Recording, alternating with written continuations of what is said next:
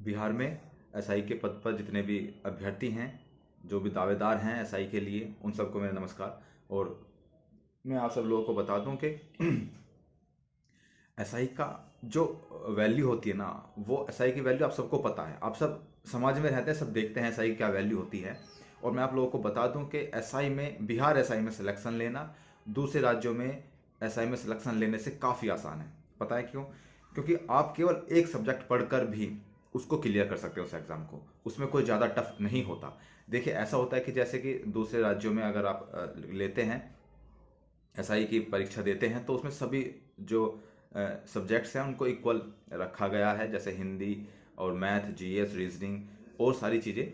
लेकिन इसमें क्या होता है कि बिहार एसआई में आप केवल जीएस पढ़कर भी सिलेक्शन ले सकते हैं। इसमें बहुत आसान होता है। हालांकि इसमें दूसरे राज्यों के लोग भी अप्लाई कर सकते हैं और बिहार के, क्योंकि कुछ कैंडिडेट ऐसे हैं जिनको, जो फर्स्ट टाइम इसमें सिलेक्शन लेने के लिए दौड़ में हैं और उनको एबीसीडी भी नहीं पता है कि क्या सिलेबस है, क्या क्या हमें पढ़ना है, कैसे पढ़ना है, वो सारी चीज़ें। अभी मैं वो सारी चीज़ें आपको बताऊंगा, ठीक है, कि आपको कैसे पढ़ना है, क्या पढ़ना है, सिलेबस क्या है, आपकी हाइट कितनी होनी चाहिए, आप कितनी रनिंग करेंगे, सब कुछ अभी मैं बताऊंगा। लेकिन उससे पहले मैं बता दूं कि आप बहुत आसानी से इसमें सिलेक्शन ले सकते हैं, बहुत आसानी से। आप मत पढ़िए, ये उनके लिए वरदान है। बिहार ऐसा ही एक बेस्ट जॉब है उनके लिए, जिनको मैथ में दिक्कत है, जिनको हिंदी में दिक्कत है, जिनको इंग्लिश नहीं आती, या जिनको और सब्जेक्ट्स नहीं आते, केवल जीएस और जीके आते हैं, उस पर कमांड है, वो लोग पक्का सिलेक्शन ले सकते हैं इस बिहार एसआई में। जैसे कि आप सब लोग जानते हैं, एसआई कोई छोटी मोटी जॉब नहीं होती दोस्तों। और इसके लिए अगर आपको लेना है सिलेक्शन, तो जी जान से मेहनत करनी पड़ेगी। और बिहार में एसआई की वैल्यू क्या होती है, या किसी भी राज्य में क्या होती है, आप सब लोग जानते हैं। एक अच्छी जॉब लेनी है तो जीएस को कमांड कर लीजिए बहुत बेहतरीन तरीके से। सब चीज़ छोड़ दो, सब चीज़, बस थोड़ी थोड़ी आनी चाहिए। जैसे मैथ बहुत थोड़ा आना चाहिए, ज़्यादा नहीं। आपका मेन फोकस होना चाहिए जीएस पे, प्री में और मेंस में। आपको दोनों को जीएस ही पार करा देगी। आपको कोई और सब्जेक्ट पढ़ने की जरूरत ही नहीं है। और जब तक आपकी जीएस स्ट्रांग है, आप लोग उसमें सिलेक्शन ले सकते। चलो मैं अब बताता हूँ कि आप लोगों को किस चीज़ की, मतलब क्या क्या प्रोसीजर होता है बिहार एसआई का सिलेक्शन लेने का, और उसमें क्या क्या सिलेबस में क्या क्या चीज़ें आती हैं। ठीक है, मैं अभी आपको बताता हूँ। तो दोस्तों, सबसे पहले तो मैं आपको बता दूं कि सबसे पहले तो आपको रिटन टेस्ट देना पड़ेगा बिहार एसआई के लिए, जो कि जिसमें प्री और मेंस होते हैं। प्री और मेंस, प्री और मेंस।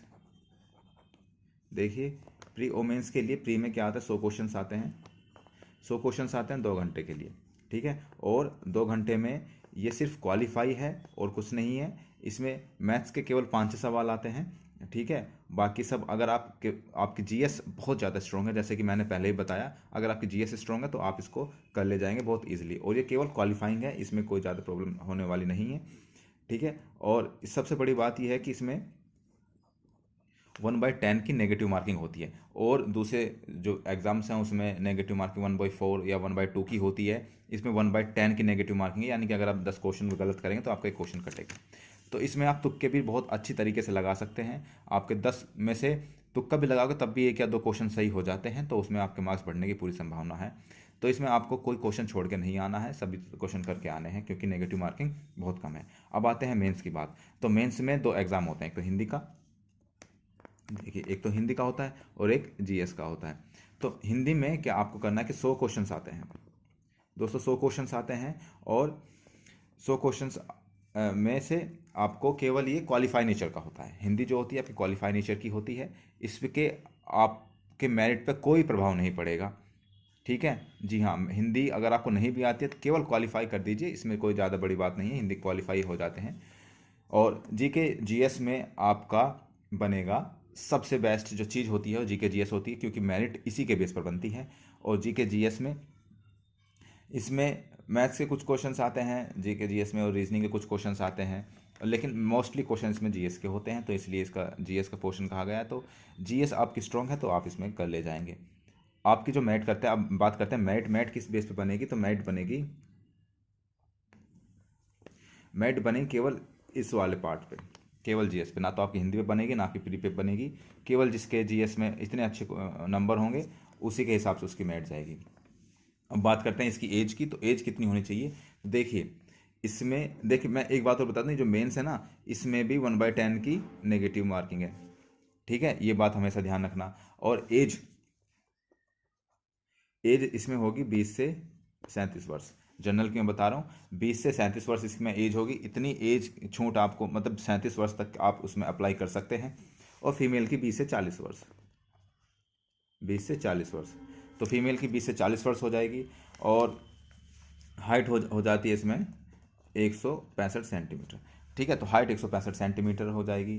तो ये सब बातें आपको मैं इसलिए बता रहा हूँ ताकि आप लोग को पता चल जाए कि किस तरह से हमें सिलेक्शन लेना है बिहार एसआई में। और फिर आते हैं रनिंग देखो 1600 मीटर की रनिंग है, आपको 6.5 मिनट में करनी है। 1600 मीटर की रनिंग 6.5 मिनट में करनी है। ठीक है, और फीमेल को करनी है 1 किलोमीटर की रनिंग केवल 6 मिनट में। ये बात समझ रहे हैं आप, 1 किलोमीटर की रनिंग केवल 6 मिनट में। और ये बहुत ईजी होता है, बहुत ज़्यादा टफ नहीं होता है। और क्योंकि इसमें फिजिकल में और सारी चीज़ें भी जुड़ी हुई होती हैं, जैसे कि ऊंची कूद। ठीक है, जैसे कि ऊंची कूद है, तो ऊंची कूद आप देख लीजिएगा। तो हाई जंप ये होता है आपका 4 फीट, और इसमें 3 चांस मिलते हैं।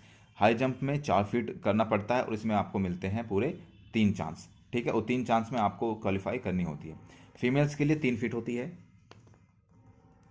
फीमेल्स के लिए 3 फीट होती है, और 3 उसमें चांस मिलते हैं। अब आती है लंबी कूद, लॉन्ग जंप। लॉन्ग जंप में 12 फीट होता है और इसमें भी 3 चांस मिलते हैं। लॉन्ग जंप में 12 फीट होता है, इसमें 3 चांस मिलते हैं। फीमेल के लिए 9 फीट होता है, इसमें भी 3 चांस मिलते हैं। ठीक है, तो ये सारी चीज़ें मैं आपको इसलिए बता रहा हूँ ताकि आप सब लोग समझ जाएं, क्योंकि बहुत लोग अभी नए हैं, नहीं जानते होंगे। अब गोला फेंक आ जाता है,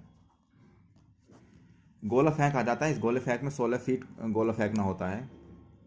ठीक है, 16 फीट गोला फेंकना होता है, और ये 16 पाउंड का होता है। 16 फीट गोला फेंकना होता है, 16 पाउंड का होता है, 3 चांस मिलते हैं। फीमेल के लिए 12 फीट नहीं, सॉरी 10 फीट।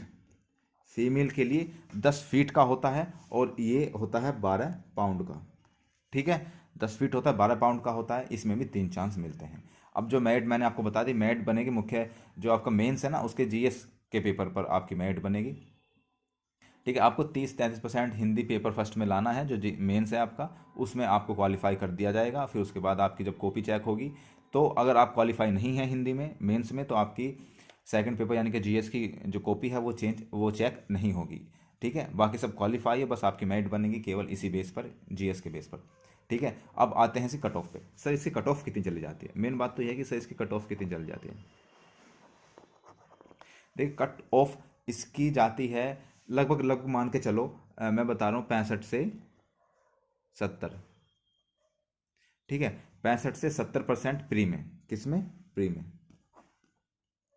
और 75 से 78% ये जाती हैं मेंस में।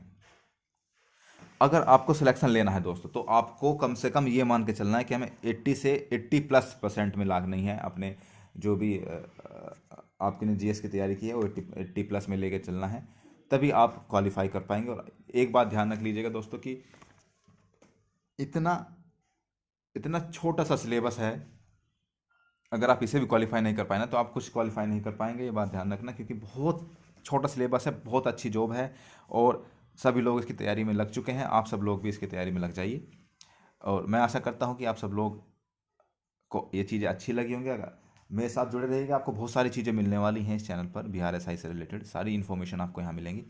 तो मिलते हैं फिर अगली वीडियो में, तब तक के लिए जय हिंद। और पढ़ते रहिए, खुश रहिए, स्वस्थ रहिए, पढ़ते रहिए। जय हिंद।